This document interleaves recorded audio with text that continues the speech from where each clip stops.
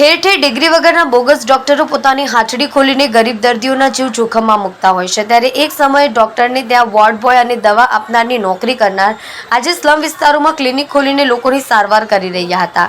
પાંડેસરા, ઉધના અને ડિંડોલી વિસ્તારમાં રેડ કરી ત્યારે એસઓજીએ 16 ડોક્ટરને ઝડપી લીધા હતા। બોગસ ડોક્ટરો ખાસ સ્લમ વિસ્તારને ટાર્ગેટ કરી ત્યાં ક્લિનિક ખોલતા હતા। ગરીબ અને શ્રમિક લોકોની સંખ્યા વધારે હોય છે। ડોક્ટરની ડિગ્રી અંગે તેઓને કોઈપણ પ્રકારની જાણકારી હોતી નથી।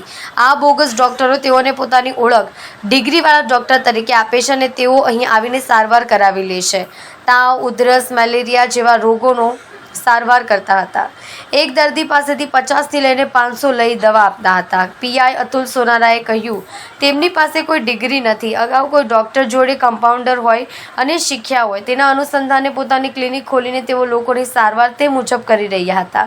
આ તમામ બોગસ ડોક્ટર્સ સ્લમ વિસ્તારને ટાર્ગેટ કરતા હતા। ખાસ કરીને ડિંડોલી, ભેસ્તાન, પાંડેસરા, લીંબાયતને ટાર્ગેટ કરે છે।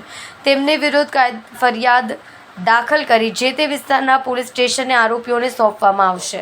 આજે એસઓજી દ્વારા જે બોગસ ડૉક્ટરો હોય છે એની માટેની એક મુહિમ ચલાવવામાં આવી હતી।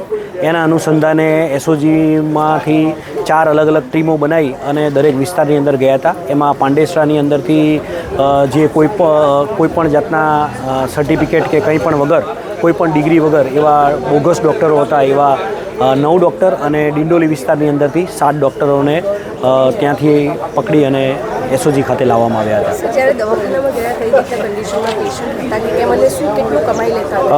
જ્યારે એસઓજીની ટીમ દ્વારા અમે સર્ચ કર્યું હતું ત્યારે તો જોતાં એવું જ લાગતું હતું કે આ હોસ્પિટલ જ છે એવું વાતાવરણ હતું।